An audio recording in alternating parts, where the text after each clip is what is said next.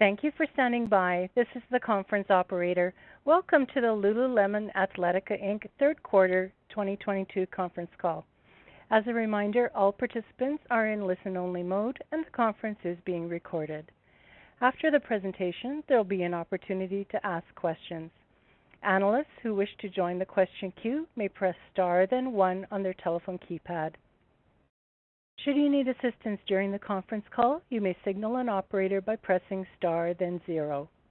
I would now like to turn the conference over to Howard Tubin, Vice President, Investor Relations for Lululemon. Please go ahead. Thank you and good afternoon. Welcome to Lululemon's third quarter earnings conference call. Joining me today to talk about our results are Calvin McDonald, CEO, and Meghan Frank, CFO. Before we get started, I'd like to take this opportunity to remind you that our remarks today will include forward-looking statements reflecting management's current forecast of certain aspects of Lululemon's future. These statements are based on current information, which we have assessed, but by which its nature is dynamic and subject to rapid and even abrupt changes. Actual results may differ materially from those contained in or implied by these forward-looking statements due to risks and uncertainties associated with our business, including those we have disclosed in our most recent filings with the SEC, including our annual report on Form 10-K and our quarterly reports on Form 10-Q. Any forward-looking statements that we make on this call are based on assumptions as of today, and we expressly disclaim any obligation or undertaking to update or revise any of these statements as a result of new information or future events. During this call, we will present both GAAP and non-GAAP financial measures.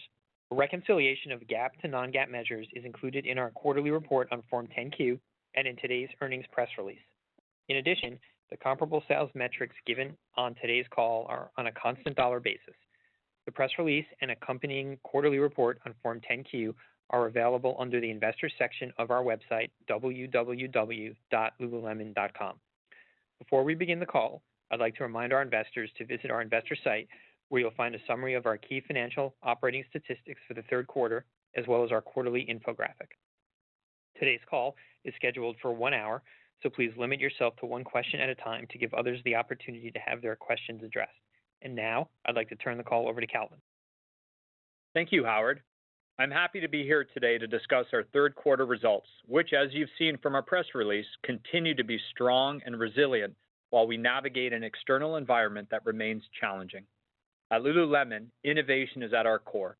We create apparel, footwear, and gear that offers technical solutions to our guests, as well as versatility and comfort with a variety of end uses. But that's just the starting point for us. Lululemon is a brand that stands for community with connection firmly at our core. We connect with guests through our educators and ambassadors, through our well-being offerings and local events, and now through our new membership program and Lululemon Studio. It is this combination of innovation and connection that differentiates Lululemon from our peers and contributes meaningfully to the continued and sustained momentum we see across the business. Over the next few minutes, I'll highlight for you the trends we've experienced over the recent Thanksgiving weekend and what we're seeing in our business at the start of the holiday season. Then I'll discuss quarter three and speak to the balanced strength we continue to see across our business in terms of geography, channel, and merchandise categories. Next, I'll update you on the supply chain environment and our inventories, and then I'll speak to our product pipeline, and finally, I'll speak to the benefits of our direct-to-consumer model and several of the unique ways we enabled connection with our community. So let's jump in. I will start with our performance over Thanksgiving, as I'm sure it's top of mind for all of you. I'm pleased with our results and performance over the extended Thanksgiving weekend and as we start the holiday season. Over the past 2 weeks, I have traveled with several senior leaders across North America to cities including Phoenix, Tampa, Orlando, New York, and Toronto. We visited several stores in each market and saw a tremendous level of engagement from our team members, our guests, in every store. In fact, Black Friday was the biggest day ever in our history in terms of revenue and traffic, driven by our results in both North America and around the world, with guests responding well to the innovation we offer across our product assortment. Our performance across markets and geographies shows that consumers are seeking brands like Lululemon that offer innovative, versatile product and a strong community connection that they can't find anywhere else. We also recognize that the external environment remains challenging, with several high-volume weeks still in front of us. That being said, I'm encouraged with the beginning of our holiday season, and I am confident in how our brand is positioned in the near and long term. Now I will speak to our performance in quarter three. Megan will go through the details in a few moments, but I'll share with you some of the financial highlights. Our revenue growth remains strong and balanced across several drivers as follows, all on a 3-year CAGR basis. Stores increased 16%, while e-commerce grew 46%. By region, North America grew 24%, and international increased 42%. Revenue in mainland China grew nearly 70%, and we experienced strength across merchandise categories, with men's up 28%, women's up 23%, and accessories growing at 52%. Adjusted earnings per share increased 23% versus last year and 28% on a 3-year CAGR basis. And our market share gains continue. While the adult active apparel industry decreased its U.S. revenue by 4% in fiscal quarter 3 '22 compared to the same period last year, Lululemon gained 1.5 points of market share in the U.S. over this time, the most of any brand in this market, according to the NPD Group's consumer tracking service. These results are only possible due to the strength and dedication of our people around the world.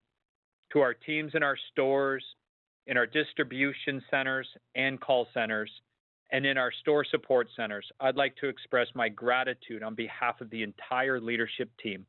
You connect with our guests every day, execute against our growth plans, and continue to support one another, all of which enable the financial results we deliver quarter after quarter.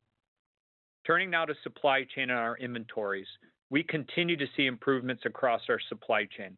Our factories have now returned to pre-pandemic levels of production efficiency. In addition, ocean delivery times are continuing to improve from the 70 days we experienced last quarter.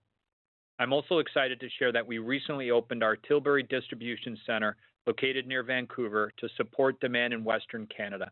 This DC is a great example of our ongoing investment in strategic foundational infrastructure projects that will help fuel our Power of 3 ×2 growth plan. In terms of inventory, we ended quarter 3 with dollar inventory up 85% on a 1-year basis and units up 38% on a 3-year CAGR basis, both metrics in line with our expectations. As we discussed, our inventory levels were too lean last year, and we made the strategic decision to build inventories this year, which enabled the strong top-line growth we have delivered. Megan will share additional details, and we remain comfortable with both the quality and quantity of our inventory.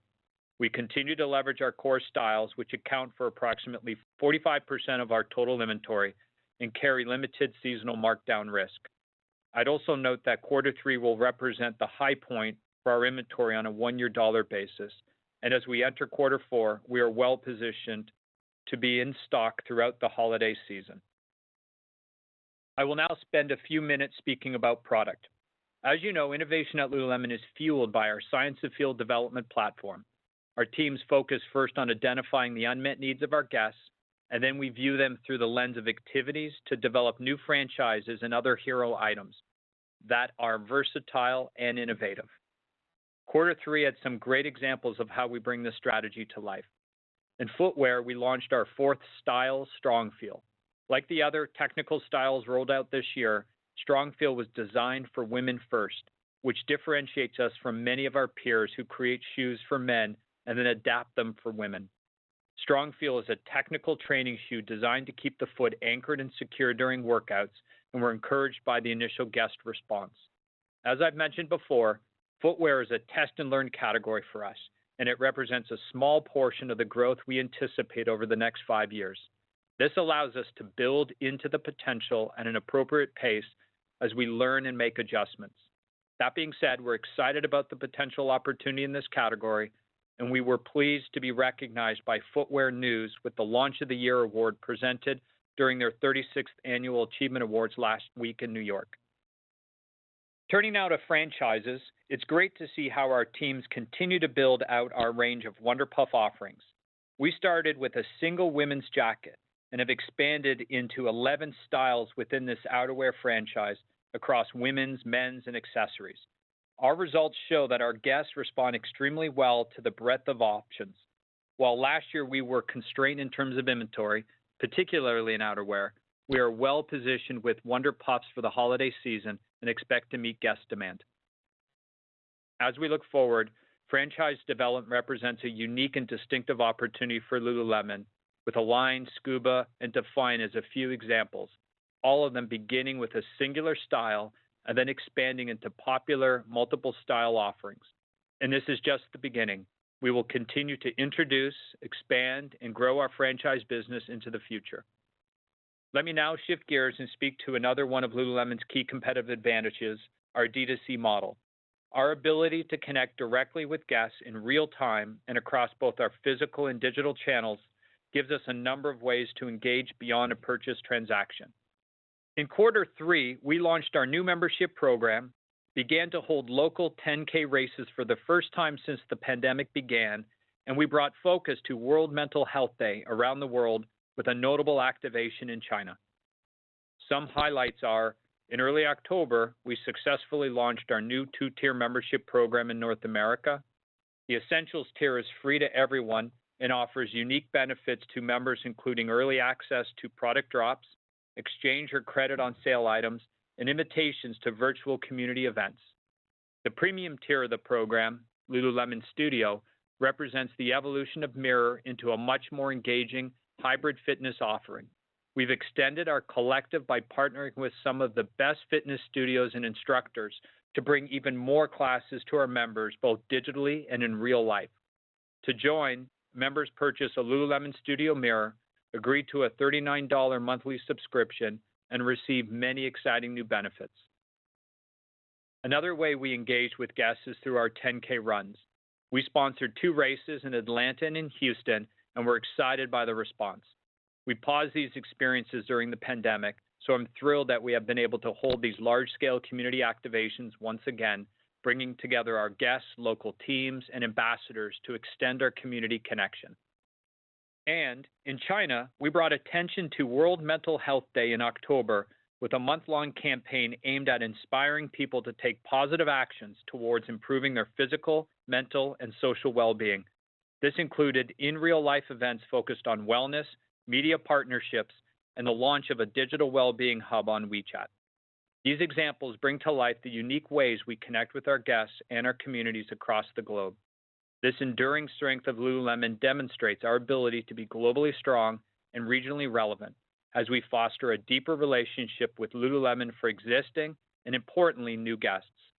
All of this increases brand awareness, drives traffic to our stores and websites, and ultimately results in higher purchase consideration engagement with Lululemon. Before handing it over to Megan, I wanted to speak further about our international business. As you know, our plans call for a quadrupling of international revenue over 5 years, from 2021 to 2026, and I'm very pleased with how our leaders and local teams are executing against that goal. This was reinforced for me during my recent visits to the United Kingdom and Australia. I toured both markets with our local leaders and team members and got to experience firsthand the energy and excitement of our stores and our recently optimized locations in Australia. It's also exciting to see how we are elevating the guest experience in these markets with the recent rollout of ship from store and enhanced endless aisle capabilities in both regions. With strong leaders in each of these markets and across our international business, I am energized by our ability to continue to strategically expand Lululemon across geographies. The potential is considerable. And building upon the momentum from our recent market entry into Spain, we opened another iconic location in Europe just last week, with a store on the Champs-Élysées in Paris.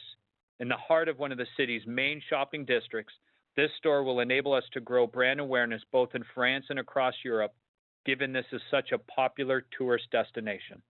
While our growth prospects are balanced across geographies, international represents a key piece of our Power of 3x2 growth plan. We're off to a great start, and I look forward to sharing more with you on future earnings calls. With that, I'll now turn it over to Megan. Thanks, Calvin. I'm pleased that our momentum continued in Q3, and we were able to deliver both top and bottom line results, which exceeded our guidance. The holiday season is also off to a good start with strong traffic over the extended Thanksgiving weekend and a positive guest response to our holiday merchandise assortment. In addition, we're in a much better inventory position this year to meet guest demand. However, I also want to acknowledge that we have several large volume weeks ahead of us, and our teams remain focused on connecting and engaging with our guests. Let me now share the details of our Q3 performance. I will also discuss specifics on our balance sheet, including our inventory and cash position.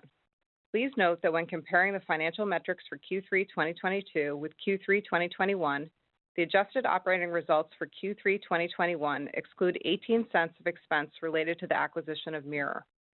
You can refer to our earnings release for more information and reconciliations to our GAAP metrics. For Q3, total net revenue increased 28% to $1.86 billion, ahead of our guidance. Comparable sales increased 25% with a 17% increase in stores and a 34% increase in digital. On a 3-year CAGR basis, total revenue increased 27%. In our store channel, sales increased 28% on a 1-year basis and 16% on a 3-year CAGR basis.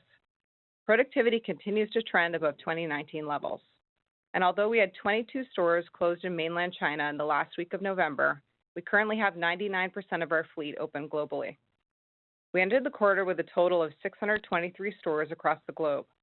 Square footage increased 19% versus last year, driven by the addition of 71 net new stores since Q3 of 2021.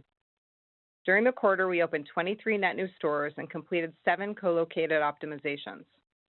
In our digital channel, revenues increased 46% on a 3-year CAGR basis and contributed $767 million of top line, or 41% of total revenue.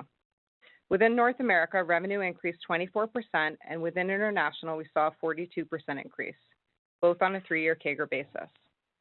And by category, men's revenue increased 28% on a 3-year CAGR basis, women's increased 23%, and accessories grew 52% on the same basis. I'm also excited that we continue to see strength in traffic across both channels. In stores, traffic increased nearly 25%, and in our digital business, traffic to our e-commerce sites and apps globally increased nearly 50%. On a 3-year CAGR basis, traffic is up 9% in stores and over 41% in e-commerce. This speaks to the strength of our omni operating model as we engage with our guests in ways most convenient to them.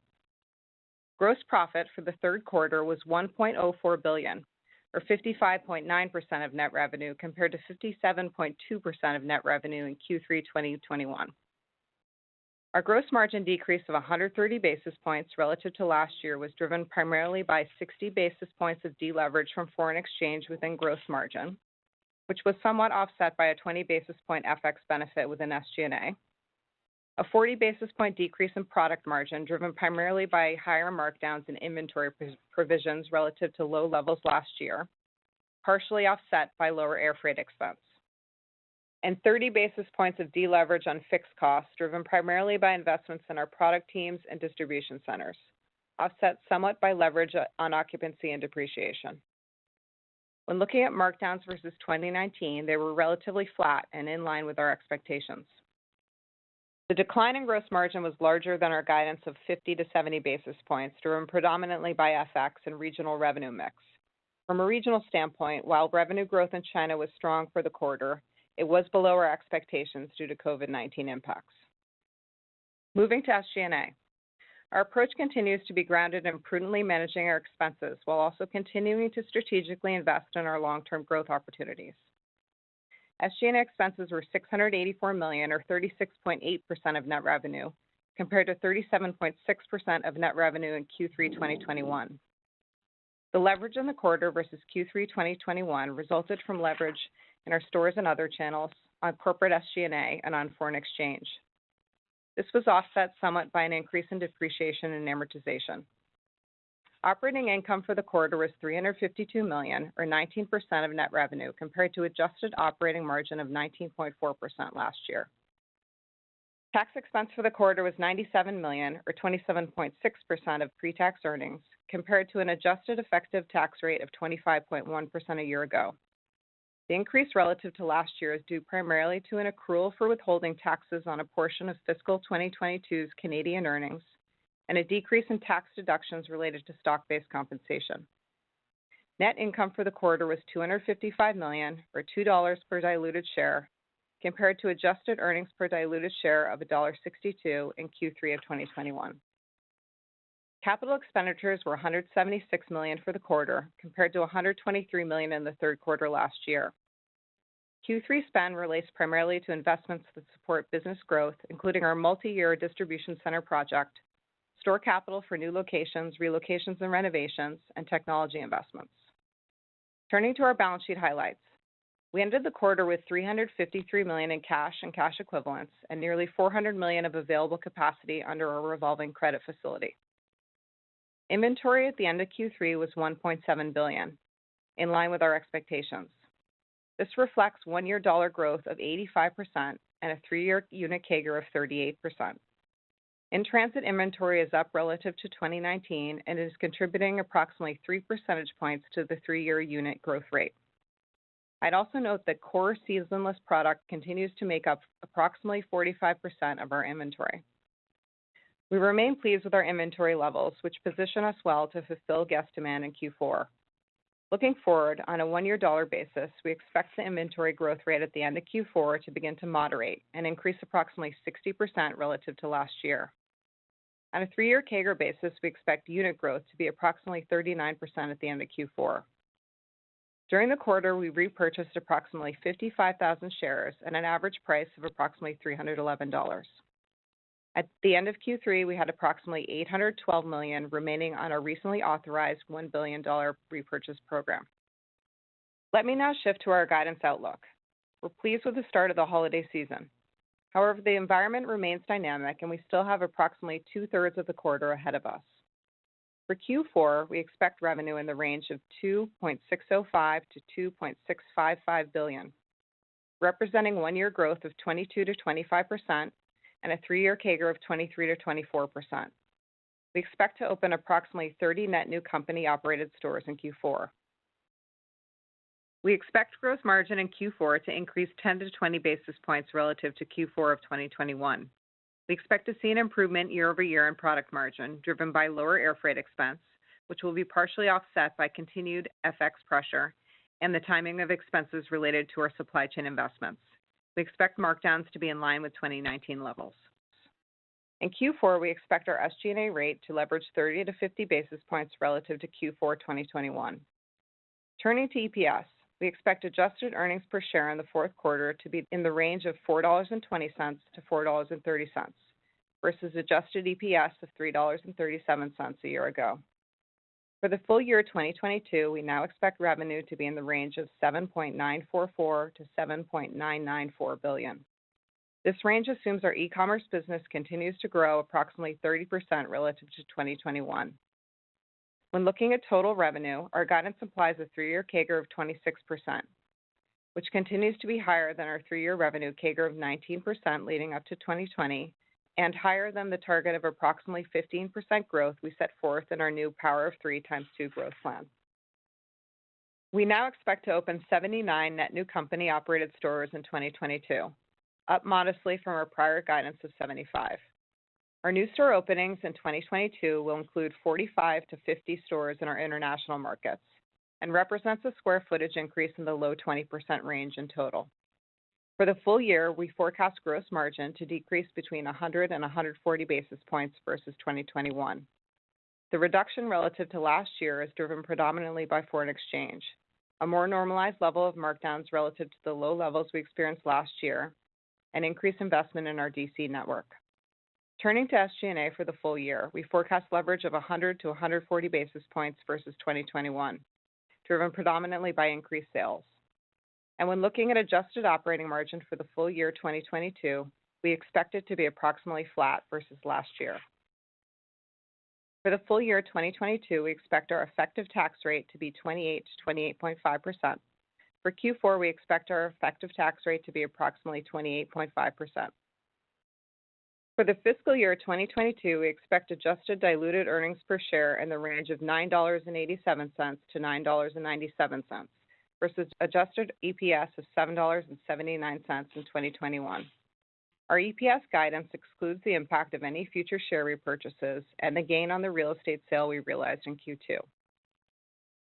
We now expect capital expenditures to be approximately $630 to $655 million for 2022. The increase versus 2021 reflects increased investment in our supply chain, digital capabilities, new store openings and renovations, as well as other technology and general corporate infrastructure projects, including our multi-year project to increase our distribution capabilities to support our future volume and growth. And we are also ramping up our square footage growth relative to last year, and now intend to open 79 stores versus our prior expectation of 75. Our range of $630 to $655 million is approximately 8% of revenue, in line with our current Power of 3 x 2 target of 7 and 9%. Thank you, and with that, I'll turn it back over to Calvin for some closing remarks. Thank you, Megan. In closing, I just want to reiterate how pleased we are to see the continued momentum in the business and our strong start to our Power of 3 x 2 growth strategy. As we look to Q4 and into 2023, I am confident in both our near and long-term plans that will enable us to deliver on our goals while continuing to successfully navigate whatever comes our way. I look forward to taking your questions now. Operator? Thank you. We will now begin the question and answer session. Analysts who wish to join the question queue may press star then one on their telephone keypad. You'll hear a tone acknowledging your request.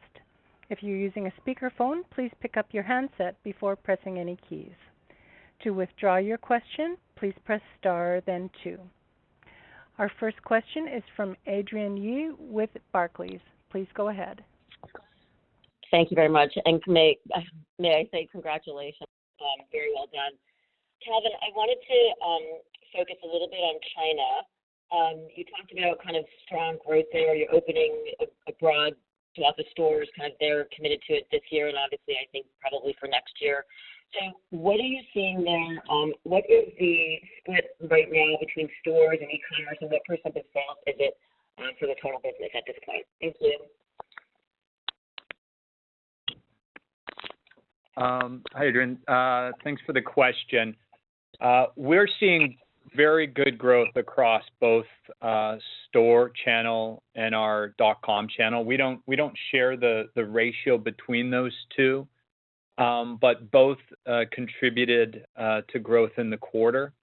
And as you indicated, the market continued to grow very strongly for us, even with their ongoing challenges with COVID, where we saw store closures, reduced operating hours, comparable to what we saw in Q2. They're improving, but just recently, and the team's doing a wonderful job managing through that.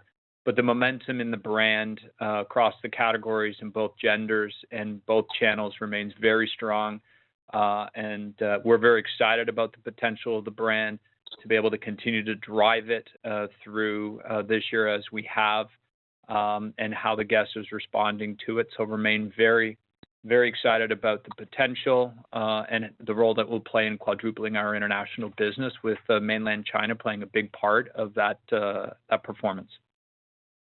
Okay, thank you very much. Can you give the percent of sales by any chance?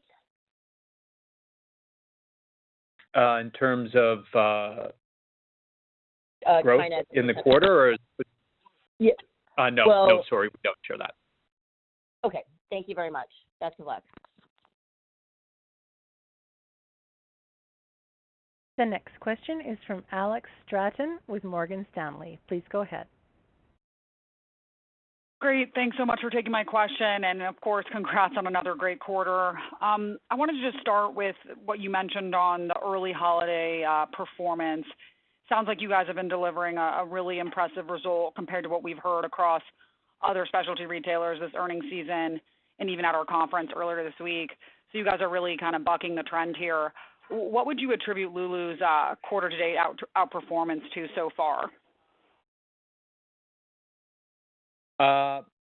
Thanks for the question. I'll break it into two parts that are, driving the momentum both in Q3 as well as to the start of Q4, where our guest metrics have been consistent, as I've shared, and remain very healthy across traffic, new guest acquisition, dollar spend, and the balance across our regions, our channels, our categories, and activities. But I think one of the primary drivers of our brand and momentum relative to others really sits with the brand positioning and the uniqueness of our brand, with product focused on technical solutions, fabrics through our innovative approach of science of feel, and the versatility of how the guest uses our product, from not just sweating, but through on the move, our D2C model, and community, and that connection that we have with the guest. And in Q3, we were able to turn some of those physical connections back on and connect it to the launch of membership. So they're really distinct aspects of the brand that separate us from many others in this space, and within the athletic, within retail, hence I think the share gains and the overall success. I also think some of the decisions we made as a management team early on, decisions around pricing, decisions around balance of air to have the products, and our decision around inventory has allowed us to continue to deliver on the demand side that we're seeing as we continue to see new guest acquisition strong, and the pricing decisions to really, manage pricing, to not move pricing aggressively, has allowed us to continue to sell our regular price, not be forced into unnecessary markdowns or course correcting with promotional play like we're seeing happen in the marketplace. So great products, regular price is still selling, driven off of the uniqueness of the overall brand and position in the market. That's super great color. Maybe one just final one from me. I wanted to touch on inventory. Similarly, juxtaposing you guys against some of the peers, we've seen many be able to work inventory levels down on a year-over-year basis. Can you just talk about why Lulus are more similar to the last quarter? And then also, I think you may have taken the Q4 outlook up a little bit on inventory, maybe from 60 to 55%, from 55 to 60. So I think a little bit higher than last time. Correct me if I'm wrong, but if you guys can just talk about that dynamic for us. Thanks so much. Yep, absolutely. So end of Q4 inventory was in line with our expectations. We were under inventoried last year. So as Calvin mentioned, we strategically positioned inventory to be able to capture guest demand this year. We've really been focused on that 3-year unit CAGR, which is 38% at the end of the quarter, with 3 points driven by in-transit. We are continuing to experience supply chain environment improving and vendor readiness improving. So the team is adjusting to that new reality. That is reflected in the 60% color that we gave for year end. So as you said, a little bit higher than the 55 to 60% we gave at the end of last quarter for end of year inventory, driven by that improving supply chain environment and vendor readiness. Thanks so much. Good luck. Thank you. The next question is from Brooke Roach with Goldman Sachs. Please go ahead. Good afternoon, and thank you so much for taking our question. Calvin, the innovation pipeline at Lululemon has been particularly strong this year.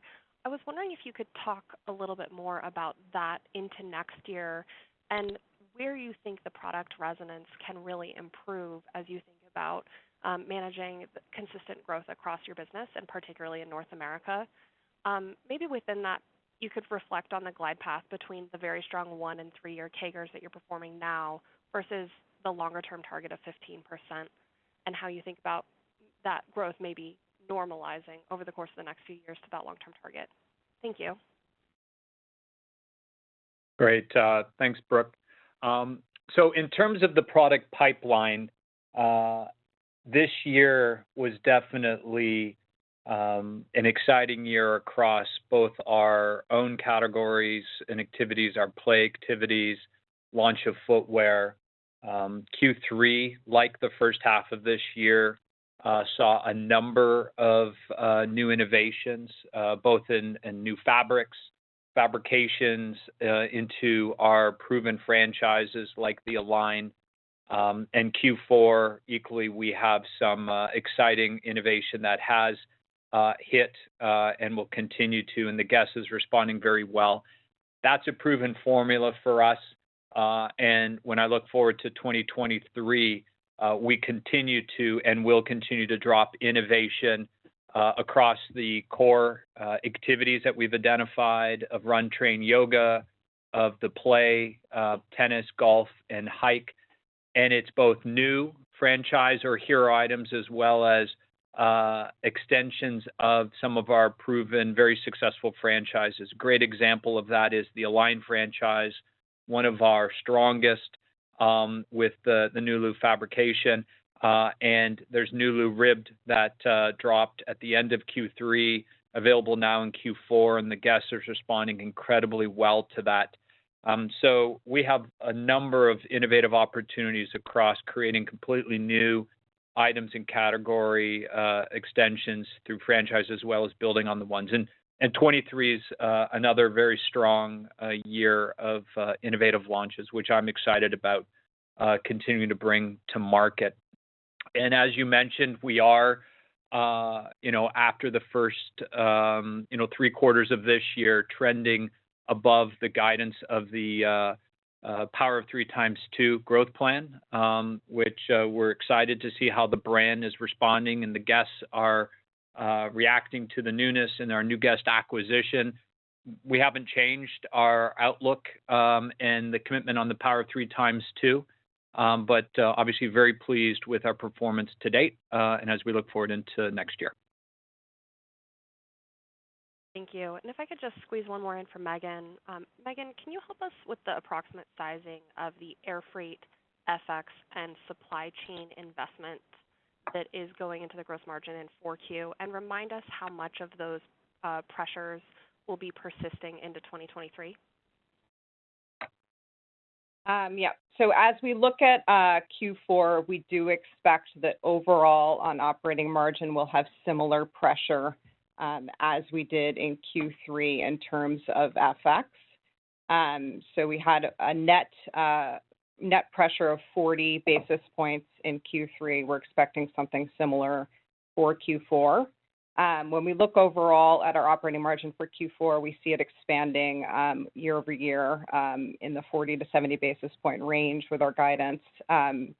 Versus last year in gross margin, we gave color of 10 to 20 basis points. We're seeing a benefit in product margin driven by lower air freight, which will be partially offset by normalized markdowns in line with our 2019 levels, and then also mix of business. We also had that negative impact from FX, and then we'll also have some pressure in gross margin related to fixed costs, particularly the timing of our DC investments, which are really positioned to enable our scale of the business over the next 5 years. And then on the SG&A side, we're expecting 30 to 50 basis points of leverage, which would be driven by higher sales, as well as a little bit of a benefit on the FX side within SG&A. Thank you very much. Thanks, Brooke. The next question is from Matthew Boss with JP Morgan. Please go ahead. Great, thanks, and congrats on another nice quarter. So, Calvin, on the material market share gains that you cited, where do you see the largest share opportunities remaining, maybe across categories?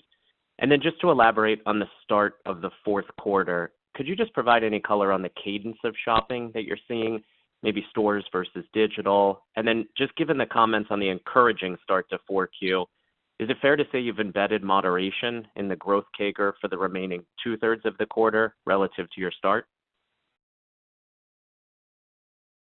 Thanks, Matt. On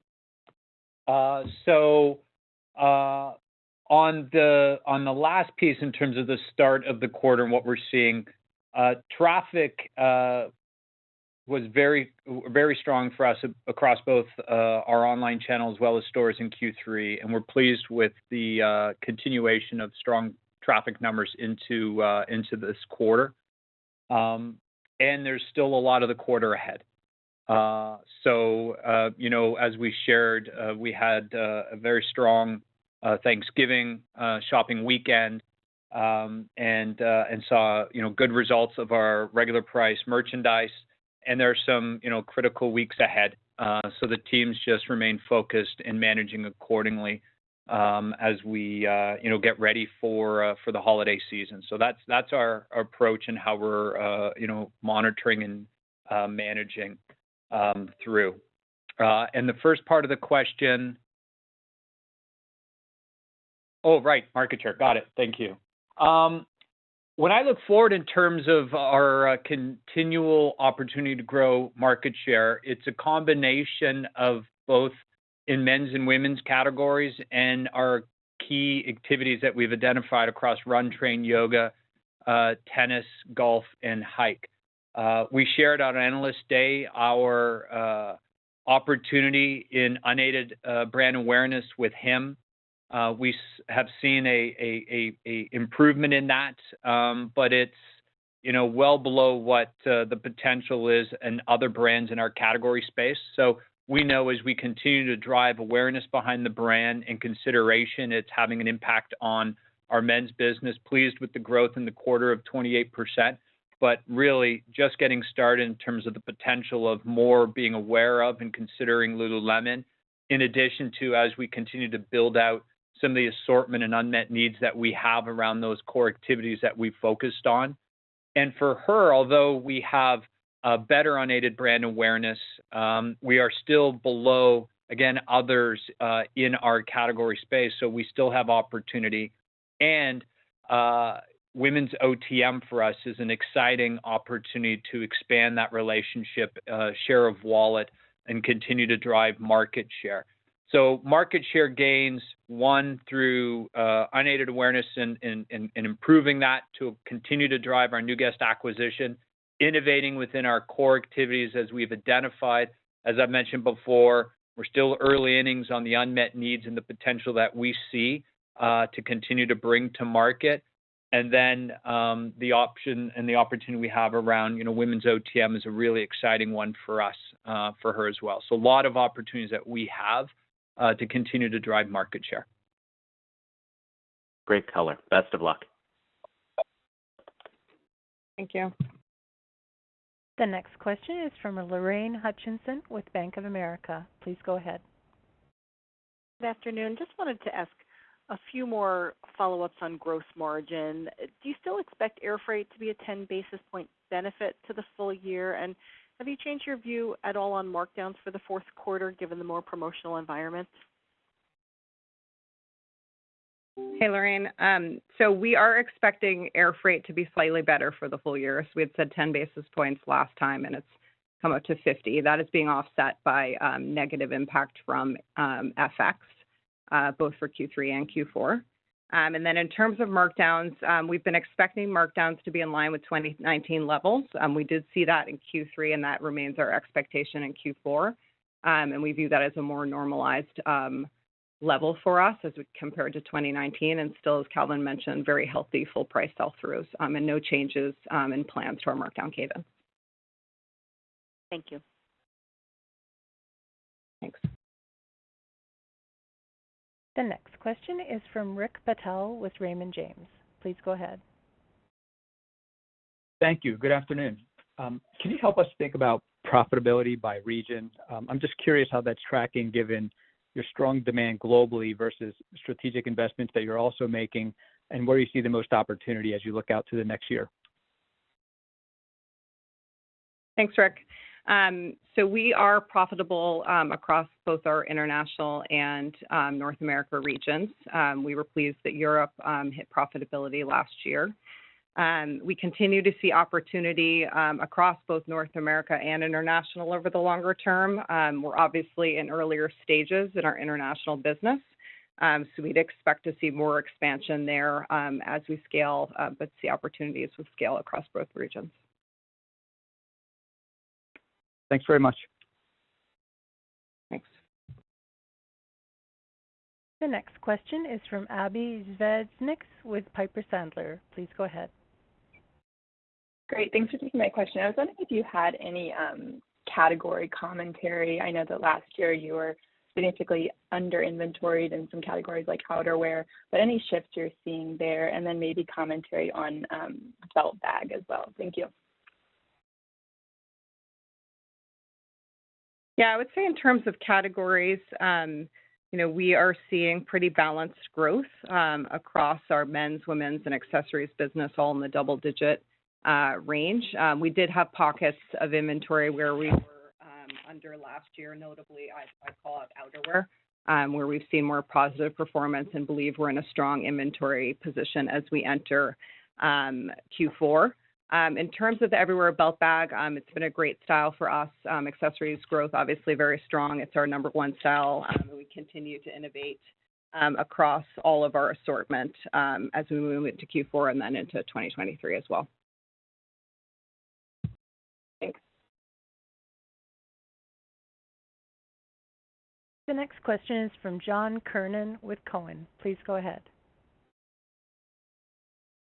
Hey, good afternoon. Thanks for taking my question and congrats on navigating a tricky environment.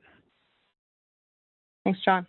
Megan, thanks for all the commentary on gross margin and inventory. I guess when we look at the level of units, but also the cost on the balance sheet, is there anything lingering in the cost of goods sold into next year from some of the higher sourcing costs earlier this year that might be a source of pressure on gross margin, or are there offsets to that from supply chain as we go into next year? Yep, thanks, John. I would say we're pleased with the inventory level as we move into Q4. We're obviously seeing some improvement in the supply chain environment. In terms of air freight, we have seen that moderate throughout the year. We do have a large portion of our inventory that is core, about 45%, so that benefits us. We're not putting a fine point on margin for next year, but remain committed to modest operating margin expansion over the longer term. And we'll come back and share more details on our outlook on our March call. Got it. I guess just a quick follow-up. Would supply chain costs be more of a benefit this year or next year, as some of the container costs come down, air freight obviously already coming down? Are supply chain costs a benefit as we go into next year? Yep. So there's two pieces of the supply chain cost. So one is usage, and then one is CPU. We are seeing lead times improve. We had called out 70 days on average last quarter. We're seeing them improve modestly, I'd say. They're still not back to historical levels there. But where we are seeing some positive movement is on the CPU front.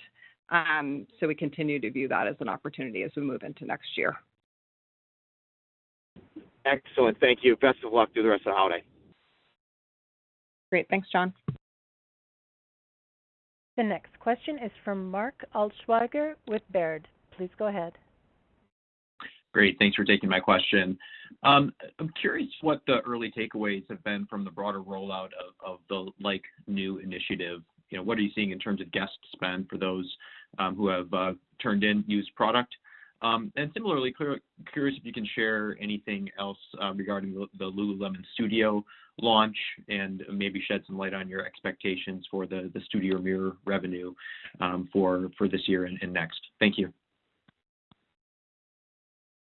Great. Thanks for the question. So with the Like New, it's currently live in 50 states in an approximately 390 stores. And we're not sharing specific performance details, but where we are pleased with the results we're seeing is really on twofold. One, guest acquisition on the resale side, new to the brand, and the opportunity to enter at a different price point. And then with our current guests, they're spending based on trade-in, where they come in and get a variety of different trade-in values and gift cards.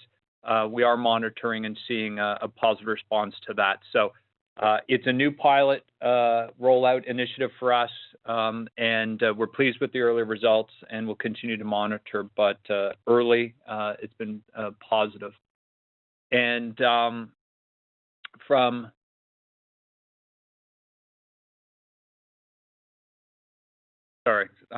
a studio side, I'll break it down into two.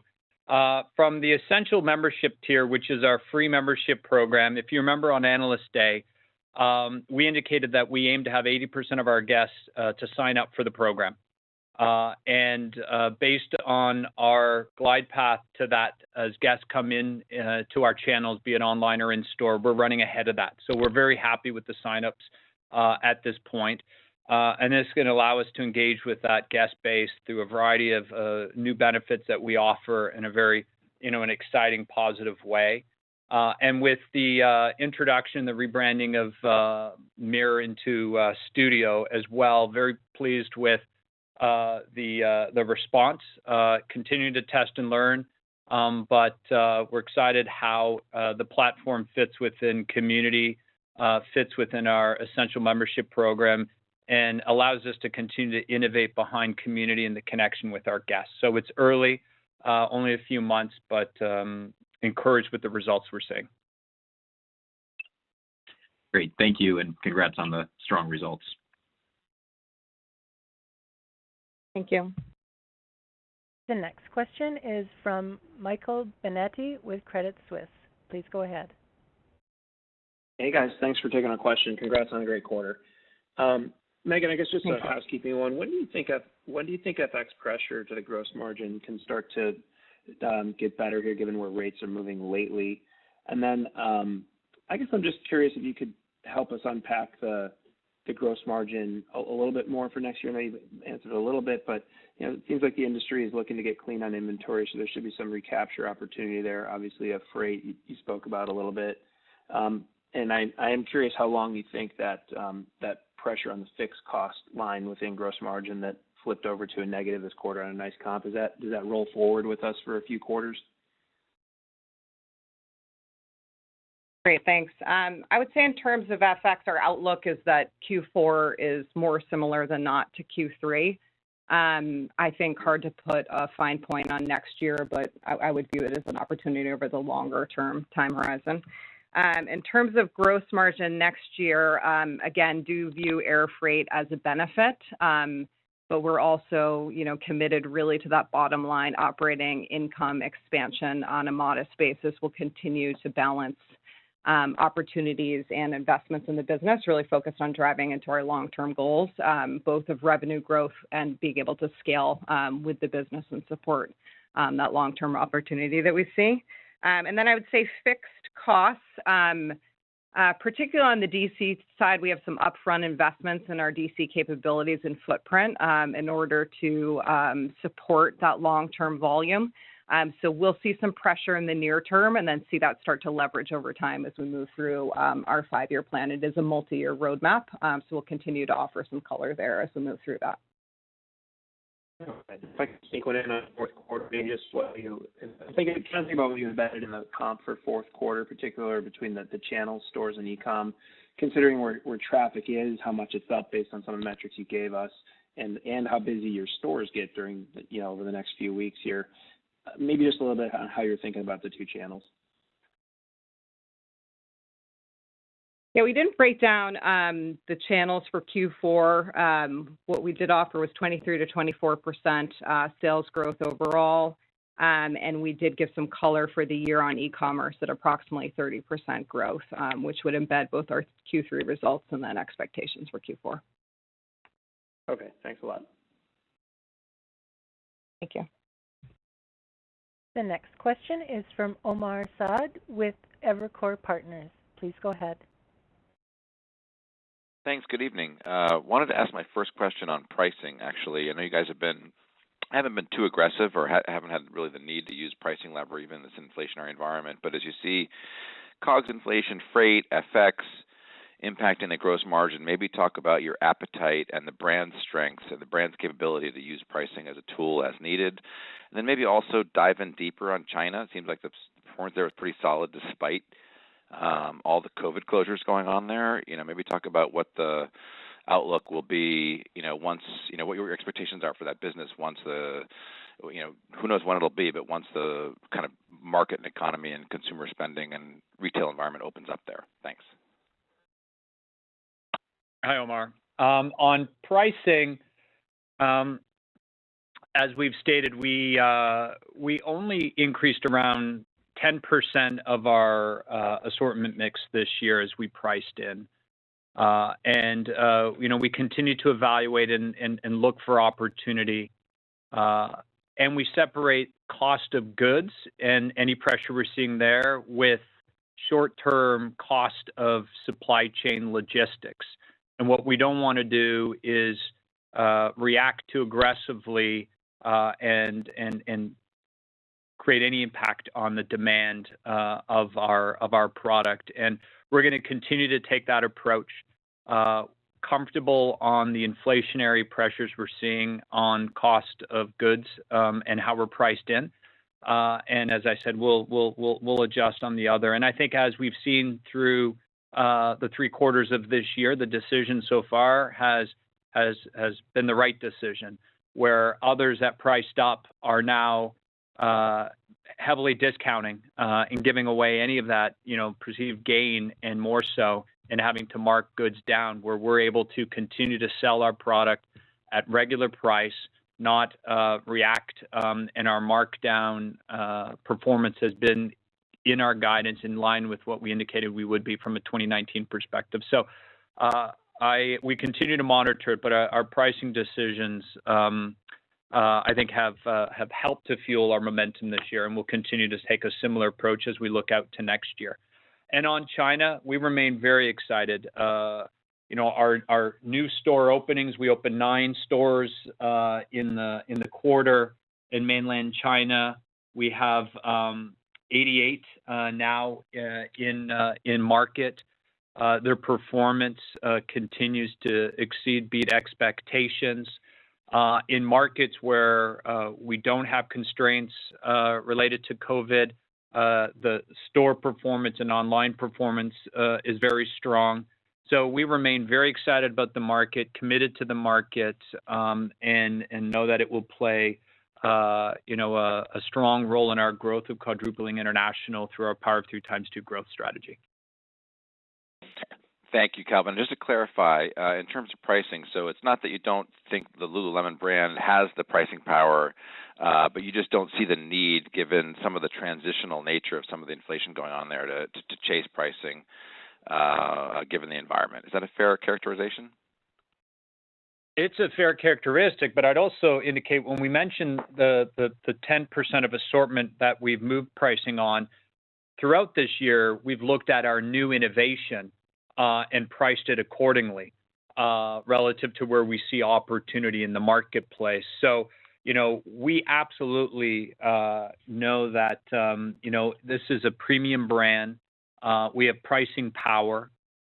We're able to launch and introduce exciting new innovation that is priced to support the technology and the innovation that is into the product. And we are being cautious and managing our regular pricing accordingly with the promotional nature of the market, so that we're able to continue to, sort of drive the demand at regular price that we're seeing, and we'll manage accordingly. But absolutely, it's not a reflection of what we believe the pricing power of the brand is. In fact, I think the way the brand is performing in a heavily promoted environment actually supports the power of the pricing position that we have at Lululemon. Thank you for clarifying. Have a great holiday. Operator, we'll take one more question. Certainly. The next question is from Jay Sole with UBS. Please go ahead. Great. Thank you so much for taking my question. Calvin, I'm just wondering if you could talk a little bit more about, what you've seen from the footwear business, when you think about the strong feel versus bliss feel versus charge feel. Have you seen the consumer, adopt one style versus the other? I mean, have you seen certain colors or SKUs do better? And are you looking to expand the assortment as you get into next year? Thank you. Thanks, Jay. We're pleased with the results to date. As you indicated, we have 4 SKUs within our footwear, and each have performed well. It's a combination. We're seeing certain guests purchase multiple styles, and we're seeing new guests enter either into bliss feel or charge feel, or into strong feel or rest feel. Rest feel being our first dual gender offering for both him and her. and the other 3 being specific for our female guest built off of a lash designed on her foot. As we look forward, I'm excited about continuing to test and learn. As we indicated, it doesn't play a big role in our Power of 3 ×2 growth plan that we shared on Analyst Day, and it's an exciting category for us. And we have the ability, and we'll take the ability to pace, to learn, but we started with a very innovative, unique positioning, and we'll build from that. And colors, from the color wave side, she's been responding very well to the colors. I think that's one of the unique positionings of it is, our core colors of black and white are strong, but a lot of the unique color waves she's responded very well to. So it's early for us, excited about the results, and we'll continue to test and learn and share more. Great. Thank you so much. That's all the time we have for questions today. Thank you for joining the call and have a great day.